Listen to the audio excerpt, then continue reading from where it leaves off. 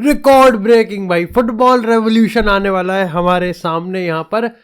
लेकिन ये पहले भी आ चुका है।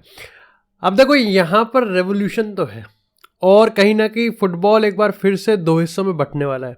जब पहले 2021 में जब यूरोपियन सुपर लीग आया था तो ये मान के चल सकते कि 90-10 के हिसाब में प्रपोर्शन में बट गए थे कि यूएफए के साइड थे और कुछ लोग 10% ईएसएल के साइड थे।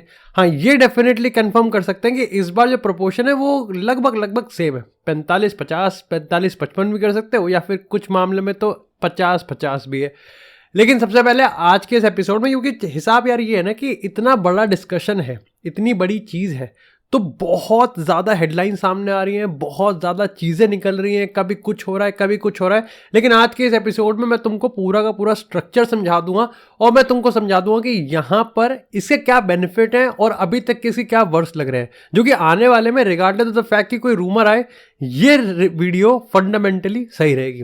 देखो, सबसे पहले तो हम ये मान के चलते हैं कि स्पॉइलर अलर्ट, देखो मैं रियल मैड्रिड फैन हूँ लेकिन फिर भी अनबायसली बता रहा हूँ, जिस हिसाब से रियल मैड्रिड बार्सिलोना यहाँ पर ईसीजे का जजमेंट आया है, बार्सिलोना का स्टेटमेंट आ रहा है, रियल मैड्रिड में तो स्पीच ही मार दी फ्लोरेंटिनो पेरेज ने, A22 ने अपना वीडियो निकाल दिया, स्ट्रक्चर पूरी तरीके से लीग को यहाँ पर सबके सामने अनवील कर दिया। ऐसा कुछ हुआ नहीं है कि इनको कोई मान्यता मिल गई और इन्होंने खुद अपने दबे शब्दों में खुद माना भी है कि हमें कोई मान्यता नहीं मिली है। यानी कि यूरोपियन सुपर लीग को लाने का प्लान है, उसको मंजूरी देने का प्लान यहाँ पर कोर्ट ने कुछ ऐसा लिखा नहीं है, बोला नहीं है। हाँ, लेकिन ये बात है कि रेवोल्यूशन और रेवोल्यूशन इसलिए भी आ रहा है क्योंकि पहली बार शायद से यूएफए को उसके ही गेम में किसी ने यहाँ पर आग दिखाई है। देखो, ये बात तो सही है कि यूरोपियन सुपर लीग पहले बहुत खराब था, लेकिन एक बात अब ये भी सही आई कि इस बार फुटबॉल को सेव करना है, ये यूएफए का कार्ड चलेगा नहीं, क्योंकि फुटबॉल के फैंस अभी समझ चुके हैं कि यूएफए सिर्फ पैसों से चलता है, पैसों वालों के लिए चलता है और शायद से उनके लिए ही चलने वाला है। ऐसे में यहाँ पर बात इस चीज़ की आगे कि दोनों में से खराब कम कौन सा है, अच्छे की बात नहीं आ रही। अब यही है यार मॉडर्न जनरेशन। लेकिन हाँ, ये भी कंफर्म कर दिया गया है कोर्ट की, अगर हम जजमेंट की बात करें तो उन्होंने किसी भी एंगल में ये नहीं कहा है कि यूरोपियन सुपर लीग को हम एक लीगल मान्यता दे रहे हैं, लेकिन उन्होंने दबे शब्दों में नहीं बल्कि खुलेआम ये कह दिया है कि यूएफए किसी भी क्लब को कोई भी टूर्नामेंट खेलने से मना नहीं कर सकता। ये कोर्ट की पूरी जजमेंट है। इसमें लूप होल है प्रीमियर लीग का, बताते हैं कैसे। देखो, सबसे पहले स्ट्रक्चर की बात कर लेते हैं। देखो, स्ट्रक्चर का हिसाब यहाँ पर यह है कि अगर तुम यूरोपियन सुपर लीग को और चैंपियंस लीग का नया फॉर्मेट सामने रखोगे ना तो लगभग सेम है, लेकिन 2 पॉइंट ऐसे हैं जहां पर यूरोपियन सुपर लीग ये मान के चल रही है कि हमने यूएफए की मोनोपोली खत्म कर दी। ये देखने वाली बात है। देखो, पहले तो यहाँ पर अगर क्लब्स की बात करें, एक तो यार ये इन्होंने ये ऐसा लग रहा है कि एनिमल की टिकटों के सिनेमा घर का वो सेक्शन है। क्या है ये स्टार गोल्ड ब्लू की क्या हिसाब है भाई तुम्हारे पास इतना टाइम तो कोई अच्छा नाम सोच लेते भाई। चलो ठीक है। देखो, यहाँ पर 3 कंपटीशन रखे हैं इन्होंने, जैसे चैंपियन लीग, यूरोपा लीग और कॉन्फ्रेंस लीग है वैसे रखा हुआ है। ऐसे में यहाँ पर चैंपियन लीग का जो कंसेक्यूटिव साइमल्टेनियस कंपटीशन होगा वो यहाँ पर स्टार रखा गया है, यूरोपा लीग का गोल्ड रखा गया है और कॉन्फ्रेंस लीग का ब्लू रखा गया है। जो टीम्स यहाँ पर है यूएफए चैंपियन लीग के नए फॉर्मेट में 72 टोटल टीम्स कंपीट करेंगी 3 कंपटीशन के अक्रॉस। यहाँ पर 64 है, यानी कि 16 teams European super league, 16 teams इधर और 32 टीम यहां पर करेंगे आपके ब्लू में, लगभग कॉन्फ्रेंस लीग में। जो दूसरा सबसे बड़ा वो रखा है इन्होंने कि जो यूएफए की मोनोपोली एंड करी ना, वो ये है, इन्होंने कहा कि देखो हमारी लीग ना फ्री रहने वाली है।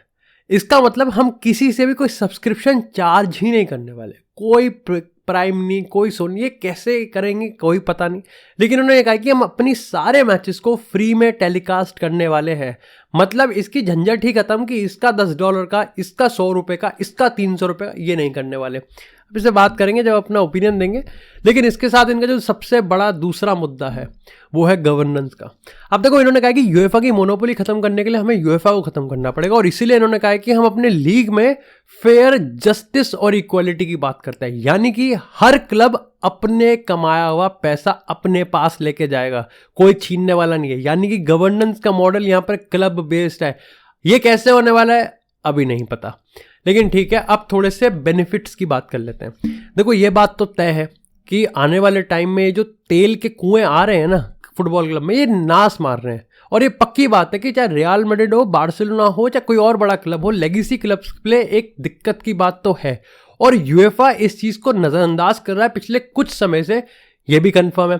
यहां पर यूएफा का रेलीगेशन क्लब सीरिया के चैंपियंस लीग क्वालिफाइंग क्लब से ज्यादा पैसे कमाता है, यह भी कंफर्म है। और यूएफा एफएफपी के रूल्स कैसे अप्लाई करता है, किसको कैसे पनिश करता है, और कहीं तो 115 के एलिगेशन अभी भी प्रूव्ड नहीं हुए, यह भी कंफर्म है। यूएफा में किसकी मोनोपोली चलती है, किसकी नहीं चलती, यह भी कंफर्म है। लेकिन अब थोड़े से यूरोपियन सुपर लीग की भी झाड़ लेते हैं। यूरोपियन सुपर लीग ने यह अपना सिस्टम समझाया है कि हमारे कंपटीशन में 16 टीम्स पार्टिसिपेट करेंगी, लेकिन उसमें से हर सीजन 2 रेलीगेट हो जाएंगी। अब मुझे एक बात समझ में नहीं आ रही, अगर मैनचेस्टर यूनाइटेड अभी के नज़रअंदाज से देखे, अगर उससे नज़रिए से देखे, तो ये नज़रअंदाज नहीं कर सकते आप कि वो गैलाटासरे और कोपेनहेगन से हार के चैंपियंस लीग से बाहर हो गए। ये यूरोपियन सुपर लीग में नहीं हो पाएगा। यूरोपियन सुपर लीग में तो भैया बहुत आराम से उनको हर सीजन अपना पैसा मिलेगा और यहाँ पर उनको बॉक्स ऑफिस मैच मिलेंगे।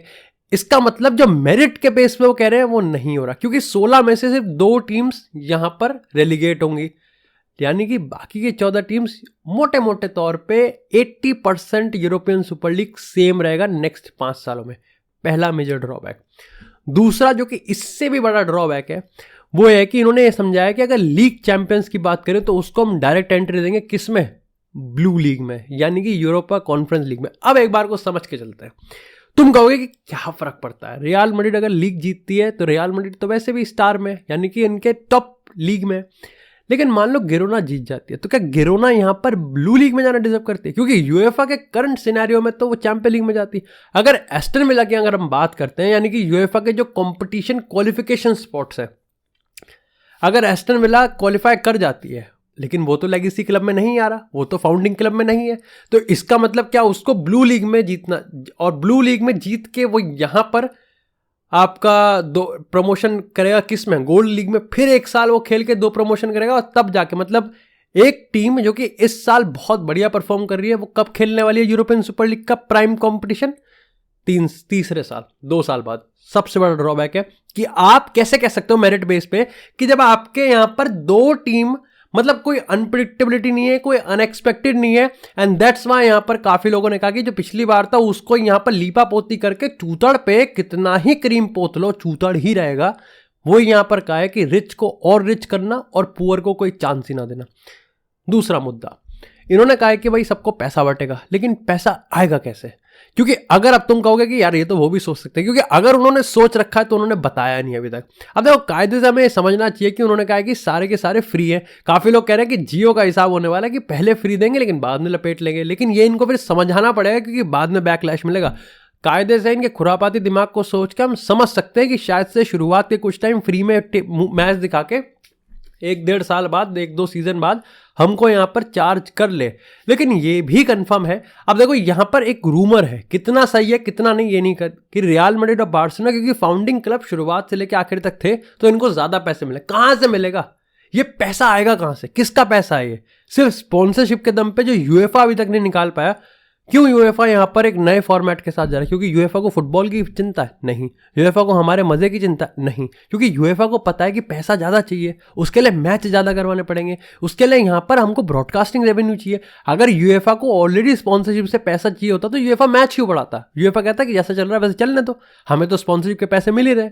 और तुम यहां पर कहते हो कि हम मैच अगर फ्री में दिखाएंगे तो हम यहां पर फिर भी सबको पैसा ज्यादा देंगे। दाल में कुछ तो काला है, या फिर शायद से दाल ही चूतिया है। अब मेरे को यहां पर एक और मुद्दा है, और वो है क्लब को घुसेड़ने का। देखो अभी असल में क्या है ना कि चीजें बहुत तेज चल रही है कि इस क्लब ने मना कर दिया, इस क्लब ने मना करने वालों में मैं बता देता हूं। देखो अभी क्या है कि प्रीमियर लीग नहीं ज्वाइन करेगा। लूप होल बता देते शुरुआत के में। लूप होल ये है कि ब्रेग्जिट तो हो रखा है उधर, इसका मतलब वहां के क्लब ईसीजे में नहीं अपील कर सकते, ठीक है। और दूसरी चीज यहां पर ब्रिटिश सरकार ने कंफर्म भी कर दी कि वो लॉ लेके आ रही है जो कि इसको बिल्कुल ही इलीगल कर देगा कि ये क्लब ज्वाइन ही नहीं कर सकते। देखो कायदे से तो ये बात भी थी कि इन्होंने जिस तरीके से इसको दबे शब्दों में एडवर्टाइज भी किया है कि हम प्रीमियर लीग की मोनोपोली को किल करते हैं, तो आप प्रीमियर लीग के क्लब्स को तो वैसे में लेके आ सकते हैं। लेकिन वीडियो से जस्ट 5 मिनट पहले मैनचेस्टर यूनाइटेड का स्टेटमेंट आ गया कि भाई हम भी नहीं ज्वाइन कर रहे।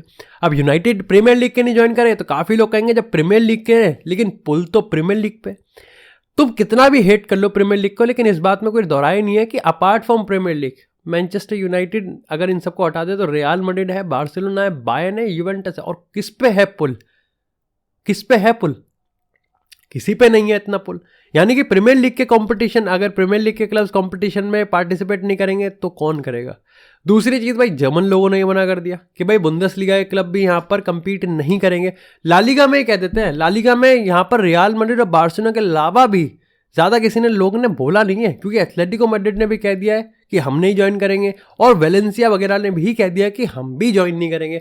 यानी कि कुल मिला के अगर आप प्रीमियर लीग के 6 बड़े क्लब्स को यहाँ पर डेफिनेटली अगर हम कह सकते हैं कि आप उनको इंक्लूड नहीं कर रहे, तो वो कौन से 16 क्लब होने वाले हैं जिसको आप इस बेसिस पे एडवर्टाइज कर रहे हो कि ये यूरोपियन सुपर लीग है।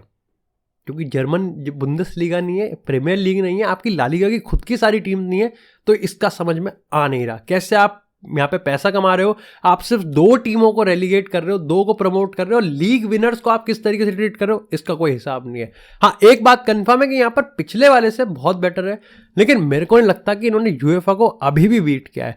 ये इस चीज से बिल्कुल भी मिसकंसेप्ट मत कर लेना कि मैं यूएफए की साइड हूँ, क्योंकि यूएफए पैसा लूटता है, था और आगे भी रहेगा, लेकिन पहली बार शायद से क्या पता just in case European super league को कोलैटरल रख के यूएफए एक बार को सही में अपने गिरेबान में झांक के देखे कि उसने फुटबॉल को किस हद तक निचोड़ के गटर में लिया है।